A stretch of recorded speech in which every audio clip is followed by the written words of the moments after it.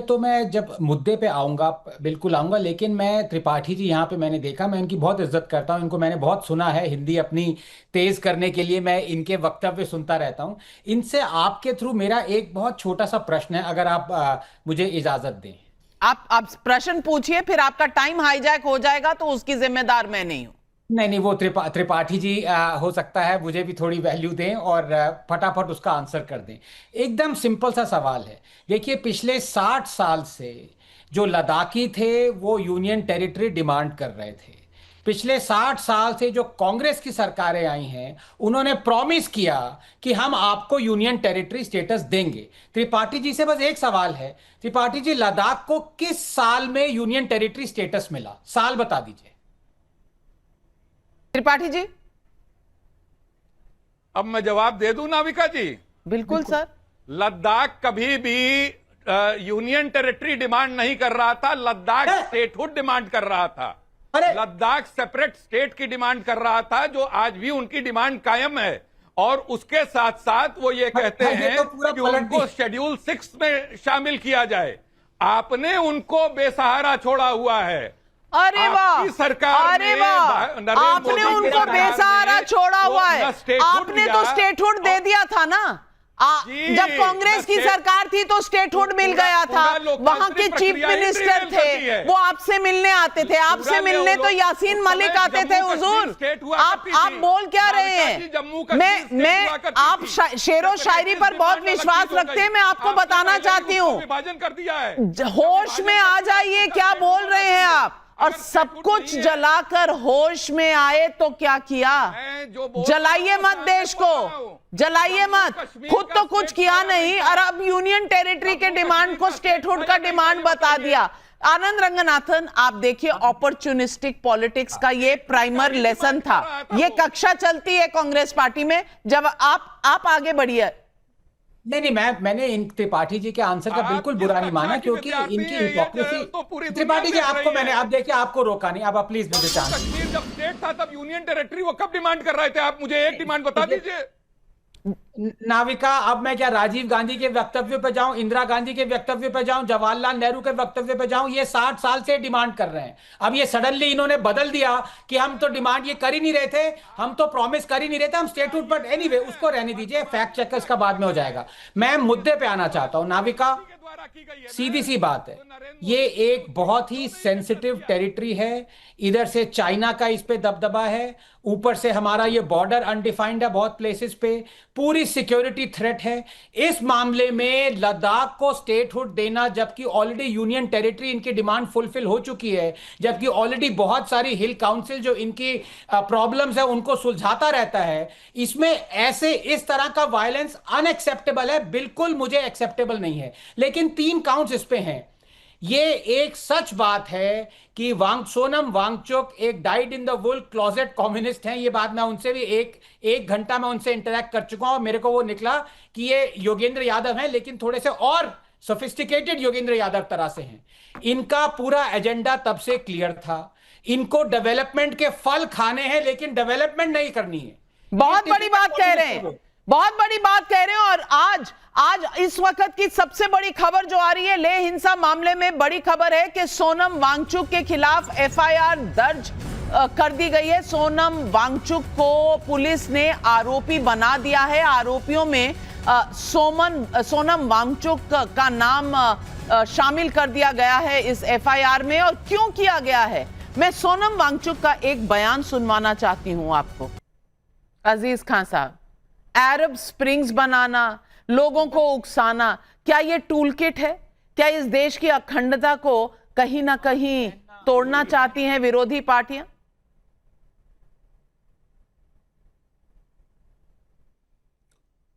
देखिए नाविका जी, मैं लगातार पूरे डिबेट को देख रहा हूं और मुझे ऐसा लग रहा है कि जिस तरह वाद विवाद हो रहा है, हमेशा वही 70 साल 60 साल पुराने लोगों पे, पुरानी सरकारों पे लगातार मैं देख रहा हूं थोपा जा रहा है, अपनी नाकामी को थोपा जा रहा है। आप देख रहे हैं कि लगातार वहां पर एक लंबे वक्त से 2 डिमांड है। उस डिमांड को आप पूरा कर सकते हैं या नहीं कर सकते हैं, एटलीस्ट वार्ता करनी चाहिए। एक तो पूर्ण राज्य का दर्जा और दूसरा 6th जो सूची में शामिल करने की बात है, वो 2 डिमांड लगातार चल रहा है। उसके लिए कहीं ना कहीं अनशन भी किया गया और तमाम तरीके की बातें लगातार एक लंबे वक्त से चल रही हैं।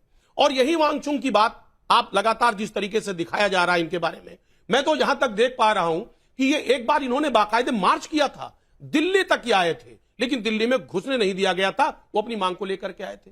अब आज इस तरीके से नैरेटिव चलाना कि साहब वो ये कर रहे हैं, वो ये कर रहे हैं, वो देश तोड़ना चाहते हैं, कांग्रेस का इसमें रोल है। एक बात आपको बताएं, अगर कांग्रेस का रोल है और आप ये जानते हैं कि एक 10 सितंबर से लेकर के अब तक एक बड़ी प्लानिंग हो रही थी वहां पर इस हालात को पैदा करने के लिए, तो सरकार क्या कर रही थी? सो रही थी क्या? इंटेलिजेंस आपका फेल्योर रहा। इंटेलिजेंस क्या कर रही थी? देखिए, आप इसको एंगल मत चेंज करें, अपनी नाकामी का एंगल मत चेंज करें। वहां के युवक जो हैं, जो लोग हैं, वो कहीं ना कहीं आक्रोशित हैं। क्यों आक्रोशित है? इसको जानने की कोशिश की? नहीं जानने की कोशिश की। ये तो हमेशा आरोप लगाते हैं युवकों को। ऐसे किसानों ने जब आंदोलन किया तो कहा कि ये आतंकवादी हैं, पाकिस्तानी है, खालिस्तानी है। इस तरीके से आज पूरे देश में जब बेरोजगार अपना आंसर करता है, अपनी बात रखना चाहता है, तो उसको पता नहीं कौन कौन सा नाम दे देते। ये बात रखना चाहता है। नहीं, आप मानते हैं कि अरब स्प्रिंग जैसा रेवोल्यूशन कराना जायज मांग है, जिसे सुन लिया जाना चाहिए। आनंद रंगनाथन या अजीज खान साहब क्या कह रहे हैं कि अरब स्प्रिंग जैसा रेवोल्यूशन होना चाहिए? प्रदीप जी, आ रही हूं। आनंद रंगनाथन। नहीं, मैं खान साहब के वक्तव्य पहले आऊंगा, लेकिन आप जानती हैं नाविका, आज मैं बहुत सालों बाद आपके हिंदी के शो पे आया हूं। इंग्लिश पे तो मैं आता रहता हूं, वहां पे लाइव फैक्ट चेक करता रहता हूं। यहां पे अगर आप मुझे 10 सेकंड्स का मौका दें, तो त्रिपाठी साहब ने कहा ना कि कभी डिमांड ही नहीं हुई यूटी की, इनका लाइव फैक्ट चेक करता हूं। 1955 में किशोर कांग्रेस के एमपी थे। 1955 में लद्दाख के पहले मेंबर ऑफ पार्लियामेंट, उन्होंने डिमांड करी थी। अब त्रिपाठी जी लाइव माफी मांगिए प्लीज, अपोलोजाइज करिए।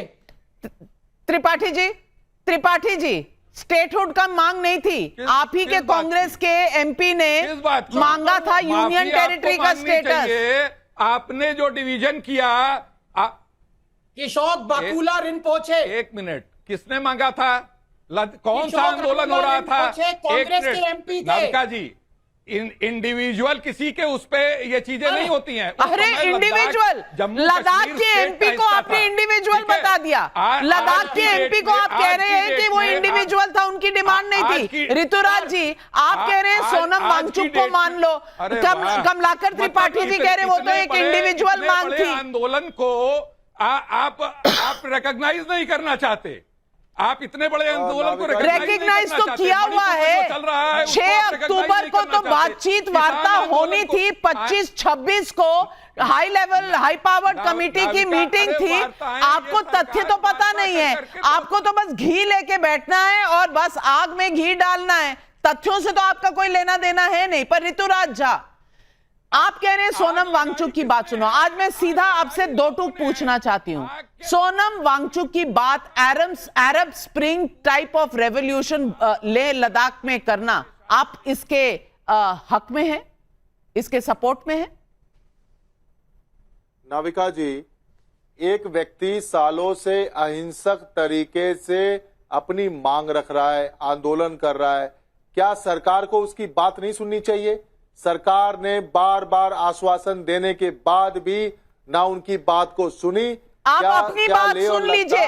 अहिंसक कल की अगर हिंसा नहीं होती तो आपकी बात सुनी जाती। हिंसा हुई, अरब स्प्रिंग्स कहा गया, रेवोल्यूशन हुआ। कांग्रेस ने भी कहा सीआरपीएफ की गाड़ियों को जला देना, लेकिन काम करके आना। अहिंसा कहीं नहीं रह गई इसमें अब। और इसके बाद इसको आप कह रहे हैं कि बात सुन लेनी चाहिए। मुझे समझ में नहीं आता, प्रदीप भंडारी जवाब देंगे, लेकिन प्रदीप भंडारी, पब्लिक के भी कुछ सवाल हैं। साजिद मोहम्मद का जम्मू कश्मीर से सवाल है। लेह लद्दाख अभी केंद्र शासित प्रदेश है, तो केंद्र की सरकार की नाक के नीचे हिंसा हो गई, क्या बीजेपी इसे खुफिया विभाग की विफलता मानेगी? श्रीधर का दिल्ली से सवाल है, जब भड़काऊ बयान दिए जाते हैं तभी गिरफ्तारी क्यों नहीं होती? क्या सरकार भी घटना होने का इंतजार करती है? राजेश सिंघल का नासिक से सवाल है, कमलाकर जी ने शायरी से बात शुरू की, उनके लिए भी एक शायरी है। ए शमा दिल में जलों से तेरे नसीब अच्छे, तू रात भर जली वो जिंदगी भर जले। क्या मोदी जी से जलने वालों पर यह शेर फिट नहीं बैठता? आपके लिए था कमलाकर त्रिपाठी जी, लेकिन प्रदीप भंडारी जवाब दें, सवाल आप पर भी है। कांग्रेस जली है, अपने आप को जला करके देश नाविका को जी, रोशन किया है। नाविका जी, ये दोनों जो दोनों मोदी बातें जी जनता ये ने नहीं करी समझ है, पाते। इस सेंटिमेंट को हम रिस्पेक्ट करते हैं, इसकी तहकीक। अरे कमलाकर जी, आप भाजपा के प्रवक्ता नहीं बन गए भाई, कांग्रेस के प्रवक्ता है, जब आपसे पूछा जाएगा कहिएगा। इस सेंटिमेंट को हम रिस्पेक्ट करते हैं, आपके सवाल को भी हम रिस्पेक्ट करते हैं, इसकी तहकीकात होगी, इसको पहले क्यों नहीं रोका गया था, पॉइंट नंबर 1। परंतु हजार ऐसे प्रोटेस्ट होते हैं, हजार ऐसी घटनाएं होती हैं जो रोकी जाती है, जिसके बारे में हम सब में से किसी को नहीं पता होता।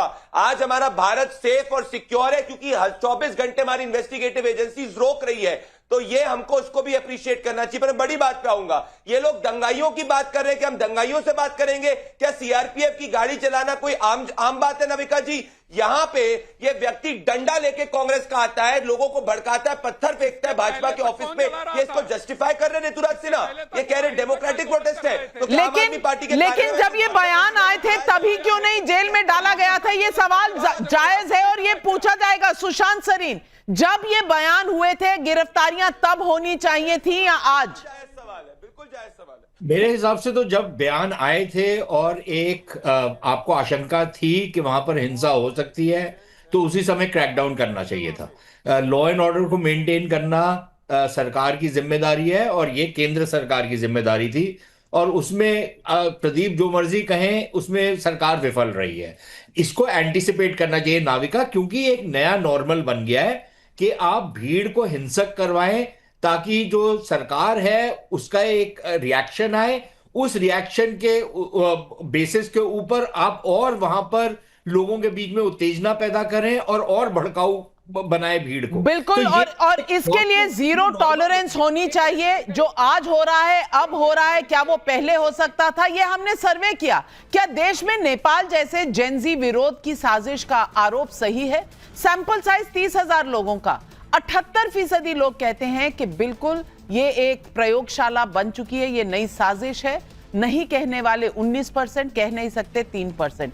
78% लोग मानते हैं कि ये साजिश है जो चल रही है, और ये साजिश जेन जी की विरोध दलों वाली कौन कर रहा है ये देश जानता है। लेकिन फिर भी हिंसा हो गई, 4 लोग मर गए। अब एफआईआर जारी हुआ, एफसीआरए अकाउंट्स बंद हुए, नोटिस पर चले गए, सीबीआई, ईडी सब आ गए। अब क्यों, पहले क्यों नहीं? ये सवाल पब्लिक का है। आज बस इतना ही। तमाम पैनलिस्ट को देती हूं धन्यवाद, लेती हूं आपसे इजाजत। नमस्कार।